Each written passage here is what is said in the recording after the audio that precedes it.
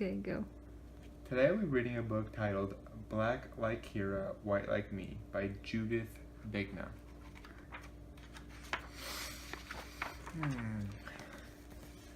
I used to have 3 best friends. Matt and Julie were my best friends on the block. Kira was my best friend at the youth center. There were a lot of drugs and shooting where Kira lived, so her parents were trying to find a home in a safer neighborhood. And the house next door to us was for sale.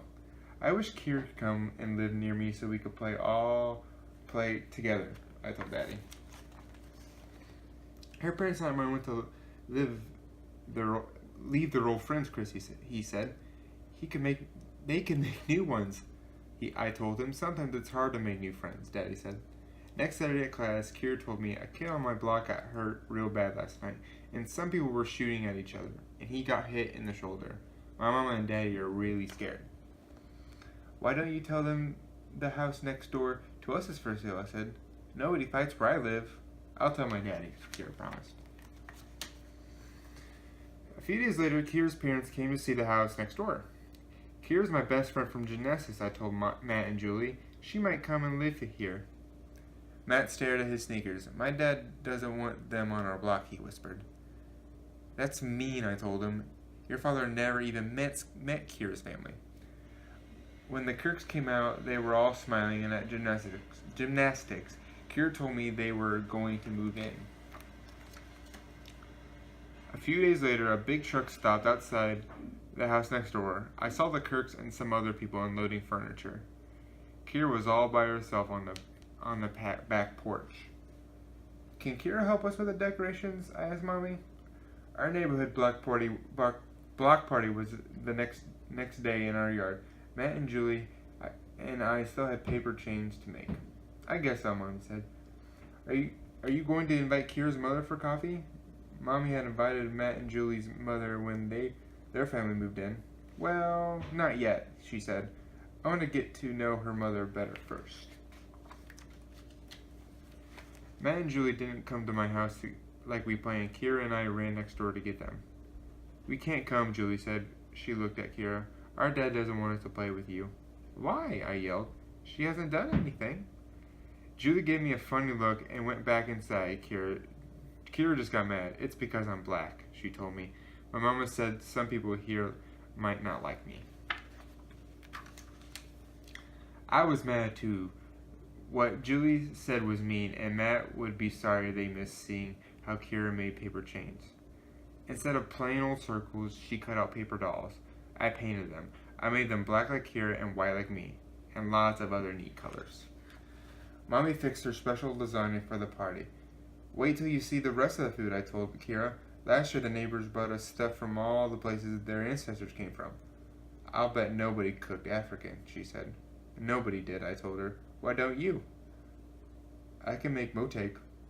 That's bananas, only boiled. Now we have food from everywhere. Next evening, Daddy strung our paper chain between the lanterns in the trees. Matt's father sat up on a huge picnic table and Mommy covered it with our best holiday cloth. Soon everyone came with their dishes. There was food from lots of countries. The Kirks came last. Kira was holding a big bowl. Suddenly it was very quiet in our yard. The Kirks brought motek from Africa, I explained. It feels like rain. Matt's father said, let's go. He took Matt and Julie home and they didn't even say goodbye. Some of the other neighbors looked up and held their hands to the sky. Then they left too. Kira started crying and her father led her indoors. Wait, I shouted, the neighbor didn't mean to make you feel bad. I believe they did, Christy, Mrs. Kirk told me. It was a mistake to think we could fit in here. She spoke softly, but she had a sad, hard look. Daddy started to follow them, but then it really did rain, so we went home too. How can everyone be so mean to Kira's family, I asked. Some people are scared of everyone who looks or acts different from them, especially if that person's skin's a different color, he explained. They don't know what to expect. They forget that's what's important about a person comes from inside. But the neighborhood can't know what Kira and her mom and dad are like. They've never even talked to them, I said.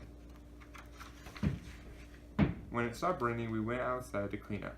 "Oh no, Mommy," Mommy shouted. "Something terrible has happened. The picnic table has been turned over and all the dirty plates and bottles were scattered across our lawn. Our beautiful paper chain was stuck on the gate with spikes right through it." "Why us?" Mommy said. Dad said, "Seems we're being blamed for telling the Kirks about the house next door. You think you've got such great neighbors, and then they do a thing like this." Mommy looked at it as if she was going to cry. I wanted to cry too. Bad things never happened on our block before. Why couldn't Kira and her mom and dad live here if they wanted to? Only the couple from across the street offered to help. Matt and Julie didn't even come to look. I'll bet their father did it. Then Mr. Kirk arrived with a rake and some garbage bags. Daddy seemed real glad to see him. I went next door to show Kira our poor ripped paper chain. "If you help me glue it back together, we can use it next year."